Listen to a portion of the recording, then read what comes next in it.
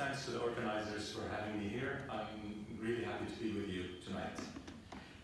With all the serious economic, social, racial, and climate challenges the UK is facing, why on earth is Boris Johnson's newly elected government so preoccupied with undermining the boycott, divestment, and sanctions movement for Palestinian rights? Why does it want to prohibit public bodies, including universities and local councils, from acting ethically by refraining from procuring from or investing in companies implicated in Israel's far-right regime of military occupation, settler colonialism, and apartheid? Johnson is not only following Trump's footsteps by enlisting in Israel's desperate war of repression against the advocacy of Palestinian rights, he's also following the example of Margaret Thatcher, who in 1988 banned local councils from boycotting apartheid South Africa. But let's be clear, if they succeed in suppressing advocacy for Palestinian rights, no other justice movement will be safe. Climate justice, LGBT, racial justice, economic justice, no one will be safe. Our collective struggles against racism, climate destruction, sexism, and economic disenfranchisement would all be in danger. After all, progressive justice movements anywhere have always unsettled oppressive power systems everywhere. As Israel becomes a role model for far-right, xenophobic, and authoritarian leaders across the world, from Trump and Salvini to Orban, and from Bolsonaro and Modi to Mohammed bin Salman, BDS is increasingly being recognized as a significant partner in a growing international progressive wave fighting for global justice against the forces of fascism, xenophobia, and savage neoliberalism. Israel's strong bonds with the global far-right, including patently anti-Semitic forces in the US, Europe, Brazil, India, Philippines, and elsewhere, have alienated the liberal mainstream, including many Jewish millennials, especially in the United States.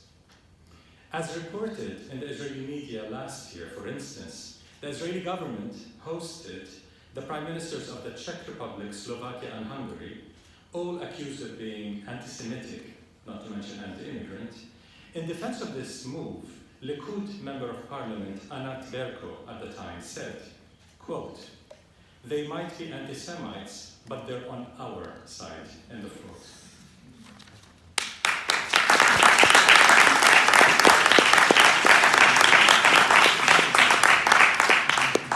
So Israel is in no position to throw around false accusations of anti-Semitism.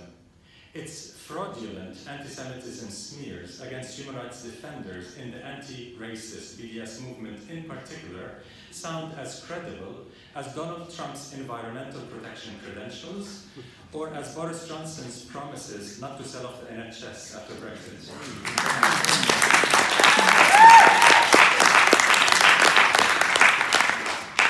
In May 2019, soon after the German parliament passed a sweeping anti-BDS resolution that smears the BDS movement as anti-Semitic, 240 Jewish and Israeli scholars, including world authorities on anti-Semitism and the history of the Holocaust, rejected the resolution's deceitful allegation that BDS as such is anti-Semitic. They've confirmed the three main goals of BDS, that they adhere to international law, and they wrote, quote, "We are shocked that demands for equality and compliance with international law are considered anti-Semitic," end of quote. Ironically, days before that resolution in Germany, a German government study showed that 90% of anti-Jewish attacks in Germany are perpetrated by the far-right, no surprise there. Even as some of its leaders, this far-right's leaders, were championing more extreme anti-BDS legislation in the Bundestag, ostensibly to fight anti-Semitism. More recently, 5 UN special rapporteurs wrote to the German government saying that the Bundestag resolution unduly restricts rights to freedom of expression and engagement in political speech. Begun in 2005 by the absolute majority in Palestinian civil society, BDS has become a key part of Palestinian popular resistance and the most effective form of international solidarity with the struggle of the indigenous people of Palestine for freedom, justice, and equality. It calls for, specifically, ending Israel's 1967 occupation, Gaza, West Bank, including East Jerusalem, ending Israel's institutionalized and legalized system of racial domination and discrimination, which meets the UN definition of apartheid, and finally, upholding the right of Palestinian refugees to return in accordance with UN resolutions. The BDS movement is deeply rooted in decades of Palestinian popular nonviolent resistance and is inspired by the South African anti-apartheid movement, the US civil rights movement, and to an extent the Indian and Irish anti-colonial struggles. Anchored in the Universal Declaration of Human Rights, the BDS movement has consistently and categorically opposed all forms of racism and discrimination, including anti-Semitism. One's identity, the movement upholds, should never diminish or restrict one's entitlement to rights. Our movement, therefore, targets complicity, not identity. It is crucial to emphasize that since there is nothing Jewish about Israel's regime of occupation, siege, ethnic cleansing, and apartheid, there is nothing inherently anti-Jewish then about a nonviolent, morally consistent human rights struggle to end this system of oppression.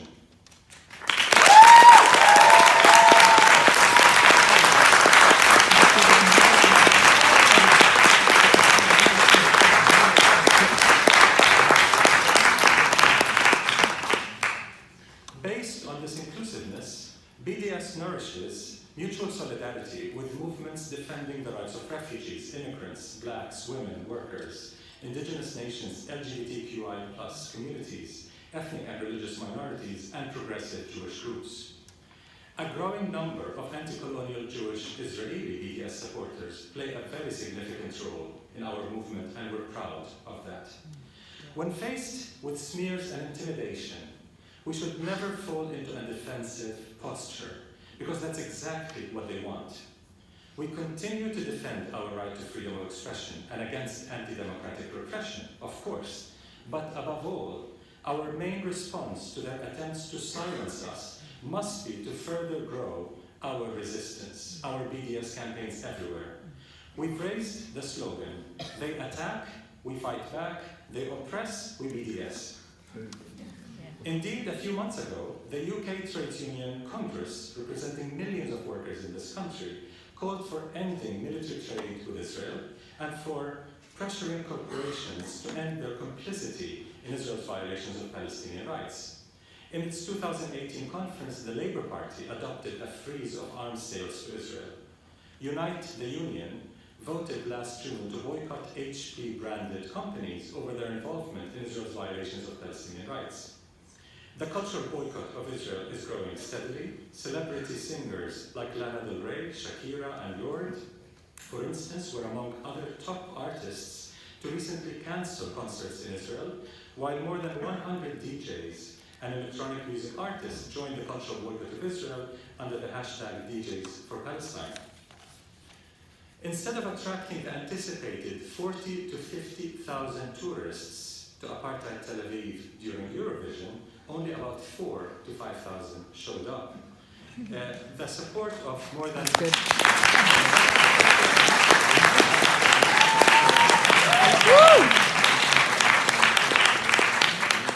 One of the factors that played a very important role in this success was the more than 100 LGBT groups across Europe that endorsed the BDS campaign against Eurovision in apartheid Tel Aviv. Major corporations like Veolia, Orange, and others suffered major losses or reputational damage due to BDS campaigning, forcing them to completely abandon their illegal projects in Israel. HSBC divested from Elbit Systems, Israel's largest private military manufacturer, following intense protests in the UK by PSC activists. HSBC is still invested in Caterpillar, and that's why the BDS campaign against it continues. The city of Dublin in 2018 became the first European capital to adopt BDS for Palestinian rights. The Irish are always first. Ilhan Omar and Rashida Tlaib made history by becoming the first two sitting members of the US Congress to publicly endorse BDS.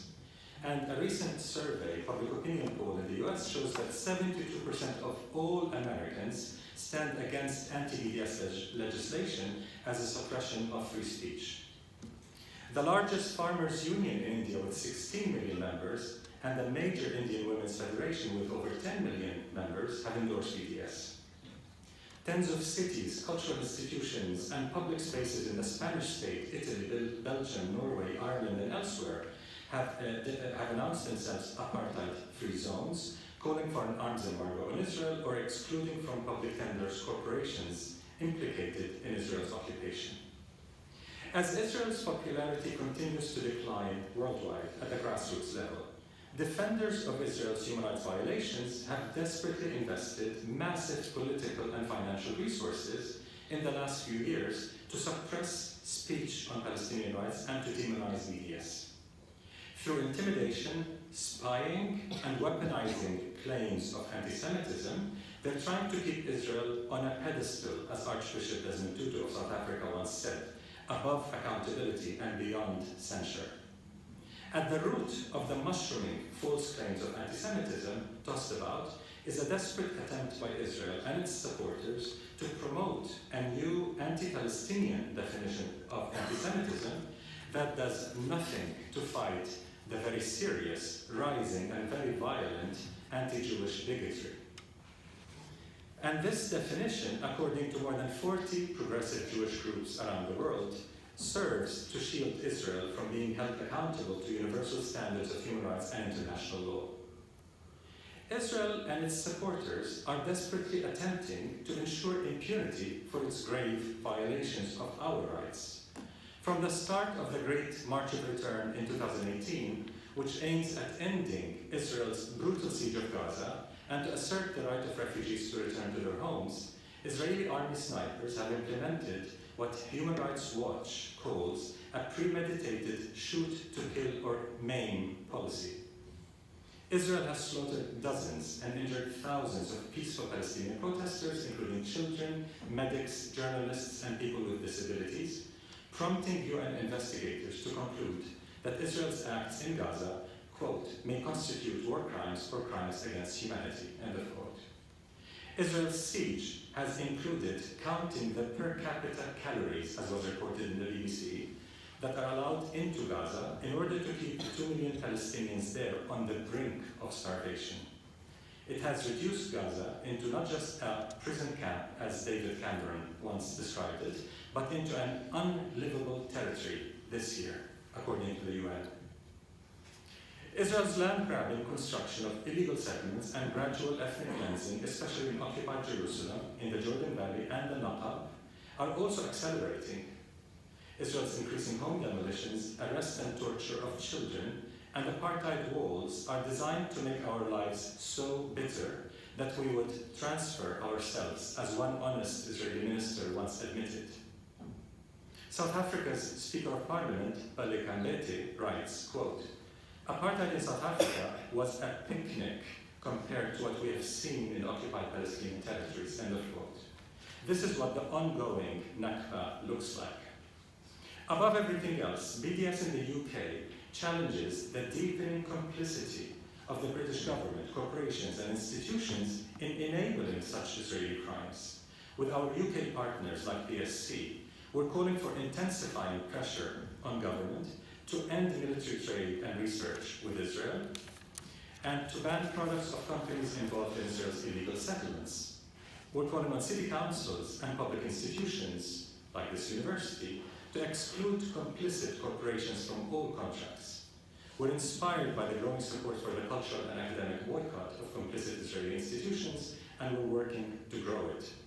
Far from atoning for historical British crimes against the indigenous Palestinian people, these accountability measures would simply begin to fulfill the UK's profound ethical and legal obligations to do no harm to us and our liberation struggle. In this context, Israel is trying to suppress the nonviolent BDS movement as a key source of hope for Palestinians. Hope, after all, associated with effective struggle for emancipation, is contagious and can upset the colonizers' power supremacy.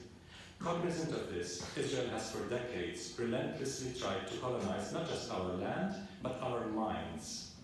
The most potent weapon in the hands of the oppressor is the mind of the oppressed, writes the South African Black consciousness leader Steve Biko. Aside from its more recent concrete wall, Israel has increasingly been constructing walls in Palestinian minds, walls of hopelessness, considering us lesser humans, or what I call relative humans, to sear into our consciousness through sustained hegemonic violence the imperative of submission to its indomitable power as fate. Consequently, the struggle for Palestinian liberation has always required decolonizing our minds from the deeply seated powerlessness that may inhibit us and embarking on a praxis, as Brazilian educator Paulo Freire would say, a radical process of hopeful globalized resistance, transformation, and emancipation. Despite decades of ruthless Israeli crimes against Palestinians, we remain steadfast in our commitment to fight not only repression and McCarthyism, but also apartheid and settler colonialism. To end, a few years ago, my young daughter published an article in the US about her haunting encounter with the Israeli military occupation at a very young age. She wrote, quote, "I was 5, in my family's apartment in occupied Ramallah, and there were many Israeli soldiers at our doorstep shouting at my father, pointing their guns at him. He shouted back, 'You will not take our home while we're alive.' It was an invasion during the Second Intifada. They came to occupy our apartment and tried to expel us. We're unarmed except with our rights and our dignity," my father told them. I did not understand any of that at the time. My knees started shaking involuntarily, and I thought I was ill. Mama explained to me that it was out of fear, suggesting that I walk up to that big soldier that my dad was confronting and look him in the eyes. I hesitated at first, thinking Mama must have gone crazy. That soldier's weapon is literally bigger than me, I explained. I eventually inched closer to the big soldier while my knees were dancing to the beat of my racing heart. I raised my head and stared right into his eyes. He saw me and tried to avert his eyes, but I kept my stare. He eventually looked down. I don't know why this happened, but he looked down. I triumphantly said, "Yes." My knees stopped dancing. Dignified defiance works like a charm with dancing knees, I learned that day. End of quote. And my daughter...